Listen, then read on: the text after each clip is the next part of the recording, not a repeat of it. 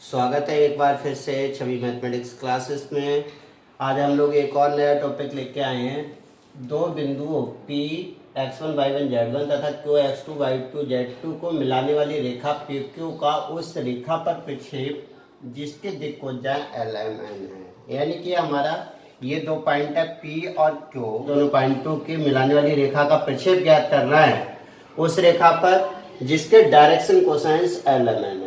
Direction cosines LMN है तो जाहिर सी बात है कि 3 डायमेंशन में होगा। तो हम यहाँ पर इस तरह से इसे कह सकते हैं कि सबसे पहले हम क्या करते हैं, एक रचना कर लेते हैं कि माना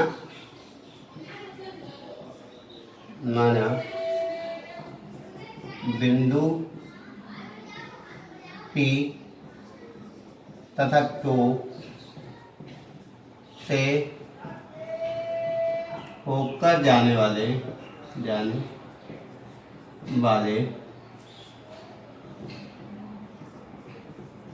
एक समांतर षटफलक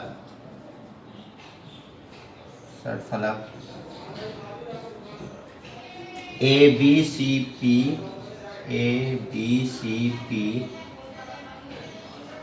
QDEF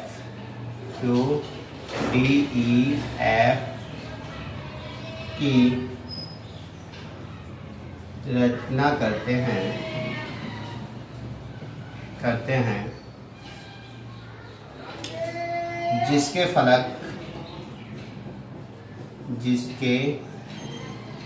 फलक निर्देशांक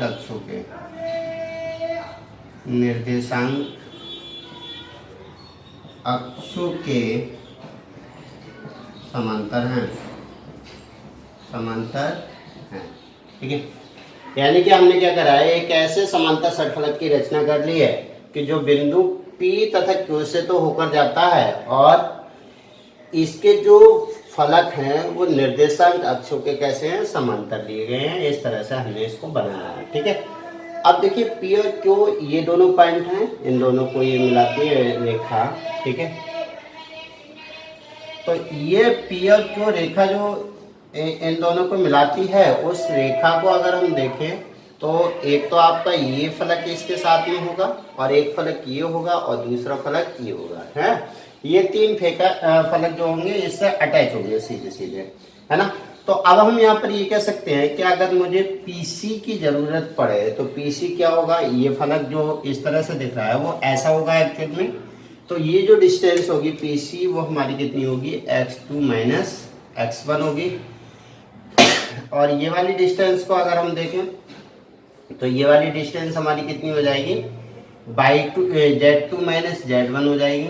और इस वाली डिस्टेंस को देखें यानी कि हमारी ये वाली जो डिस्टेंस है इन दोनों पॉइंटों के बीच की, तो उसको देखें तो ये हमारी y2 माइनस y1 हो जाएगी। ठीक है, तो ये यानी कि मैं यहाँ से ये कह सकता हूँ PC और CB और BQ जो हैं वो तीनों डिस्टेंस हमें पता है। ठीक है, तो हम यहाँ पर एक काम और कर सकते हैं, माना PQ को मिलाने वाली रेखा का प्रक्षेप उस रेखा पर ज्ञात करना जिसके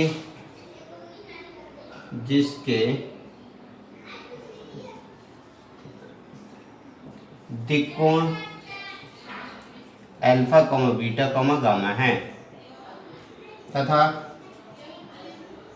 दिक्कोज्या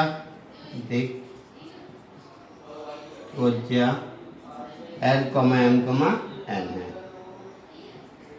तब हम कह सकते हैं कि L equals to cos alpha होगा, M equals to cos beta होगा और L equals to cos gamma होगा। ये तो पता ही है आपको। ठीक है, अब यहाँ से और एक बात मैं कह सकता हूँ कि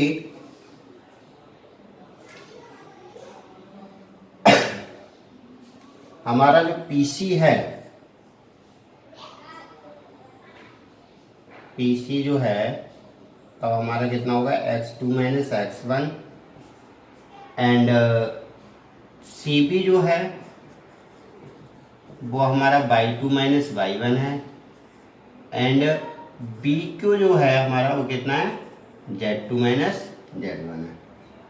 ठीक है, अब एक बात और समझ लीजिएगा कि अगर हम इसको ये बता चुके हैं कि इसके cos alpha cos beta cos gamma हैं, ठीक है, और अगर मैं ऐसा करूं कि पीसी रेखा का उस रेखा पर प्रक्षेप ज्ञात करूं जो हमें जिसके डायरेक्शन कोसाइंस LMN है, ठीक है, तो मैं ये कह सकता हूं एक्स अक्ष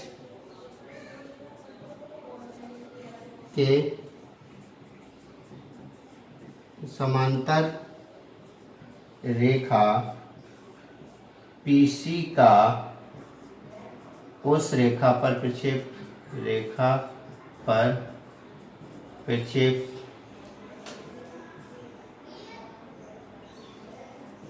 जिसके डायरेक्शन कोसाइंस LMN है, कितना हो जाएगा आपका PC कॉस अल्फा, यानी कि आपका कितना हो जाएगा x2 minus x1 cos alpha, या फिर हम कह सकते हैं x2 minus x1 into L।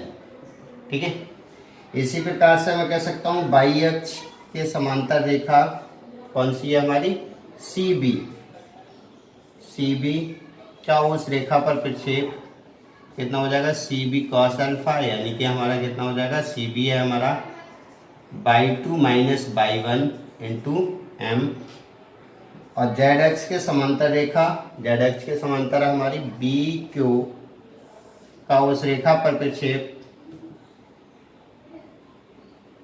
कितना हो जाएगा आपका BQ कॉस, यहाँ पर होगा आपका बीटा और यहाँ होगा गामा, तो ये हो जाएगा Z2 minus Z1 into N। ठीक है, इस तरह से हमने क्या करा कि तीनों जो समांतर रेखाएं हैं उन पे प्रक्षेप निकाल लिया। तो अगर हमें निकालना है प्रक्षेप उस पे,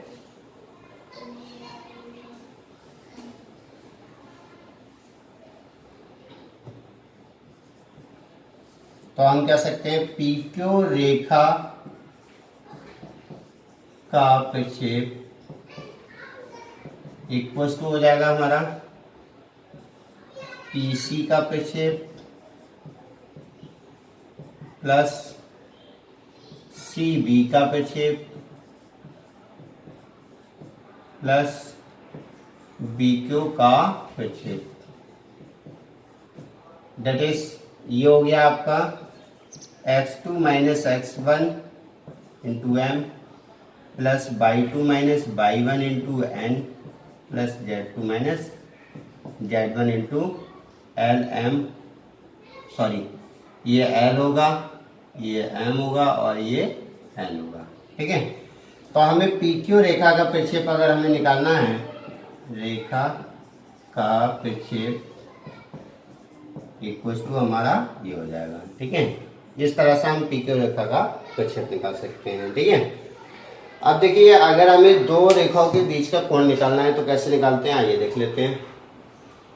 इसी में एक चीज और समझ लीजिएगा कि अगर हमारा जो PQ रेखा है वो आपके इस तरह से है कि ओरिजिन से जा रही है। ठीक है, ओरिजिन से जा रही है तो हमारा ये, अगर ये पॉइंट आपका P जो है वो 0,0,0 है और Q जो है वो हमारा कितना है x1 y1 z1 है सपोज। ठीक है, तो यहाँ पर ये 0 हो जाएगा, 0 हो जाएगा, 0 हो जाएगा, यानी कि अगर ये एक बिंदु ओरिजिन पर है, ठीक है, अगर P हमारा मूल बिंदु है और Q हमारा x1 y1 z1 है, तो ये PQ रेखा का जो प्रक्षेप है, रेखा का प्रक्षेप जो होगा, प्रक्षेप जो होगा वो हमारा कितना हो जाएगा x1L y1M और z1N के बराबर हो जाएगा। ठीक है, दो रेखाओं के बीच का कोण, ठीक है, दो रेखाओं के बीच का एंगल ज्ञात करना। तो अगर एक रेखा ये है और दूसरी रेखा हमारी ए है, थोड़ा सा इस तरह से ले लेते हैं, ये मैंने मान लिए ए बी सी डी, ये दो आपकी क्या है रेखाएं हैं, ठीक है। ये हमारा एक्स एक्सिस है, जेड एक्सिस, वाई एक्सिस, ठीक है। ये हमारा ओरिजिन है 0,0,0, ठीक है। तो अगर हमें इन दोनों के बीच का कोण निकालना है तो हम ऐसे तो नहीं निकाल सकते, तो हम क्या करते हैं, इन दोनों रेखाओं के समांतर रेखा खींचते हैं जो कि ओरिजिन से जाती है। इसके समांतर ये हो जाएगी, ये, और इसके समांतर ये, ठीक है। इस तरह से हम दोनों समांतर रेखा खींच लेते हैं। ये क्यों कह देता हूँ और ये पी कह देता हूँ। इसके कोऑर्डिनेट x1 y1 z1 हो जाएंगे और ये x2 y2 z2 हैं, मान लिए हैं, ठीक है। माना दो दी गई रेखाएं A B and C D हैं, A B and C D हैं, जिनके direction cosines L1 M1 N1 and L2 M2 N2 हैं, ठीक है। Direction cosines L1 M1 N1 और L2 M2 N2 हैं। तो अब देखिए, अगर इसके डायरेक्शन इन दोनों रेखाओं के L1 M1 N1 है और L2 M2 N2 हैं, तो हमने क्या करा, ओरिजिन से होकर रेखाएं खींची है। तो अतः हम ये भी कह सकते हैं, अतः हमारी रेखा OP एंड OQ जो हैं, ठीक है, रेखा AB एंड CD के समांतर रेखाएं कौन कौन सी हैं, OP एंड OQ हैं, ये दोनों क्या हैं, AB के समांतर ये हो गई और CD के समांतर हमारी OQ हो गई। तो हम ये कह सकते हैं तब OP तथा OQ के direction cosines L1 M1 N1 and L2 M2 N2 होंगे, ठीक है। अगर ये इसके डायरेक्शन कोसाइंस है तो हमारी ये जो रेखाएं यहाँ से जा रही होंगी इनके भी डायरेक्शन कोसाइंस होंगे, ठीक है। और हम यहाँ पर ये काम कर लेते हैं कि ये डिस्टेंस इसको R1 मान लेते हैं और ये R2 मान लेते हैं, ठीक है। तब हम ये कह सकते हैं, तब जो हमारा L1 है, तब वो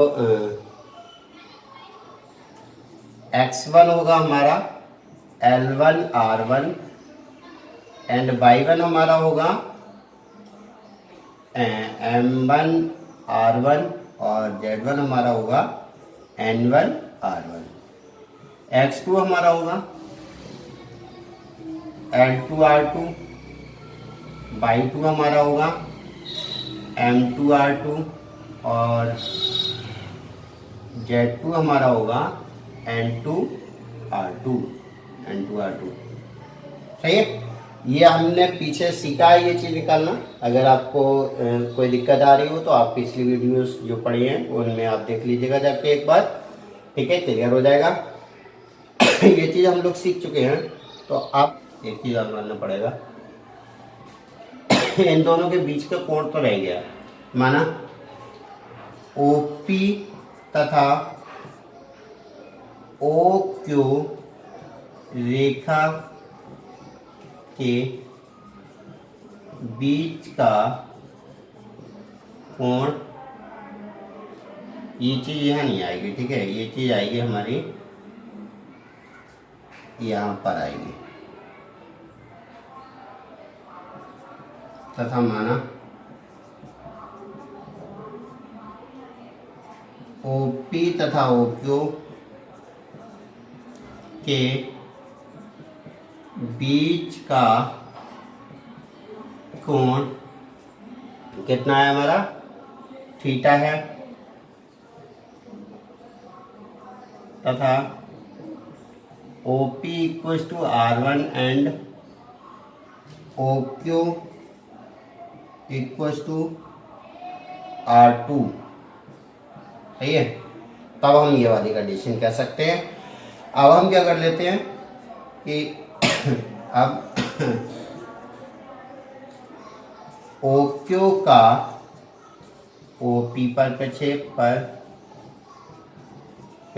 अगर हम प्रक्षेप देखेंगे तो प्रक्षेप अभी हम लोगों ने जो निकालना सीखा था कि अगर हमें उस रेखा पर प्रक्षेप ज्ञात करना हो जिसके डायरेक्शन कोसाइंस हमें पता हो, तो इस रेखा के डायरेक्शन कोसाइंस हमें पता है, तो प्रक्षेप हो जाएगा हमारा दिस माइनस दिस, यानी कि x2 minus 0 into L1 plus y2 minus 0 into M1 और plus z2 minus 0 into N1, यही तो प्रक्षेप हो जाएगा। तो हम यहाँ से कह सकते हैं x2 L1 plus y2 M1 plus z2 N1, या फिर मैं कह सकता हूँ x2 y2 z2 की वैल्यू हम लोग निकाल चुके हैं, तो यहाँ से ये है हमारा R2 सब जगह कॉमन है, R2 कॉमन ले लेंगे, R2 कॉमन ले लिया तो ये हो जाएगा L1 L2 प्लस का M1 M2 प्लस का N1 N2, ठीक है। तो ये हो गया हमें OQ का OP पर प्रक्षेप।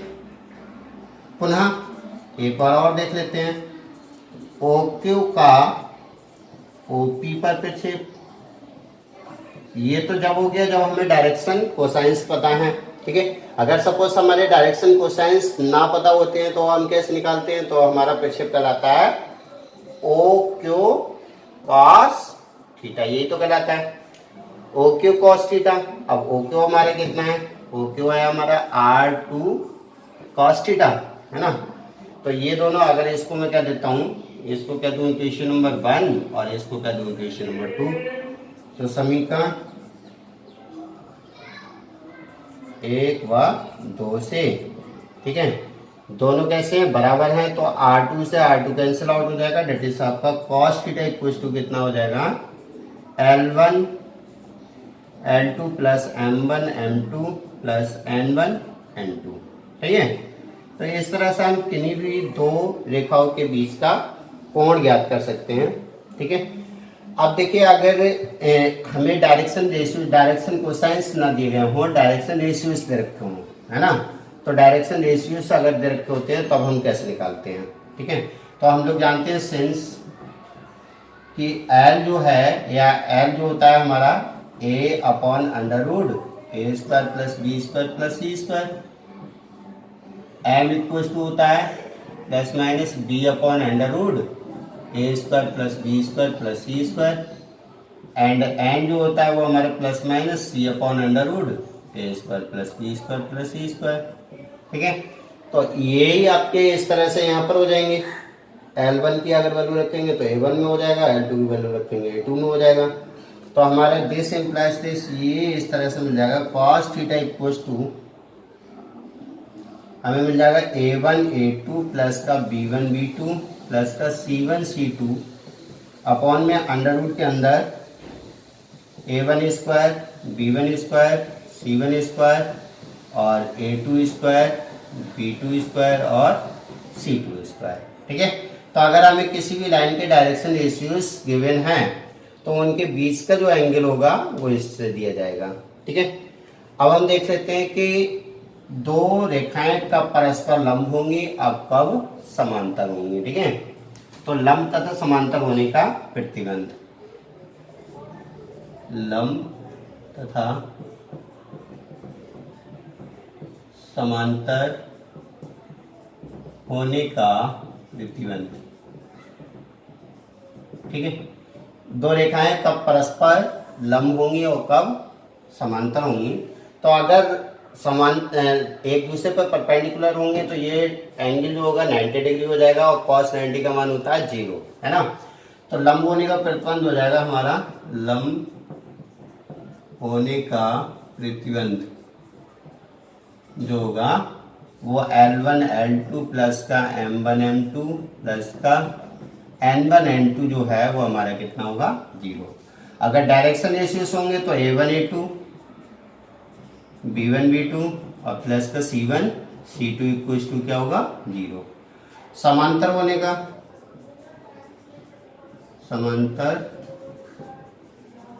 का प्रतिबंध जो होगा वो हो जाएगा हमारा L1 upon L2 equals to M1 upon M2 equals to N1 upon N2। यानी कि अगर दोनों रेखाएं एक दूसरे के पैरेलल हैं तो जितना एक्स एक्सिस के साथ में ये एंगल बनाएगी उतना ही ये एंगल बनाएगी, दोनों बराबर उस टाइम एंगल बनाती चली जाएंगी। ठीक है, तो उस टाइम हमारा इन दोनों का रेशियो हमेशा कैसा होगा, बराबर होगा। इसी प्रकार से अगर डायरेक्शन रेशियो गिवन है तो A1 upon A2 B1 upon B2 और C1 अपॉन C2। ठीक है, तो ये दोनों आपके लंब होने के हो गए, ये दोनों समांतर होने के, यानी कि आपके इस चैप्टर की थ्योरी जो है वो कंप्लीट हो चुकी है। अब हम नेक्स्ट वीडियो में देखेंगे इसके कुछ प्रॉब्लम्स। तब तक के लिए धन्यवाद।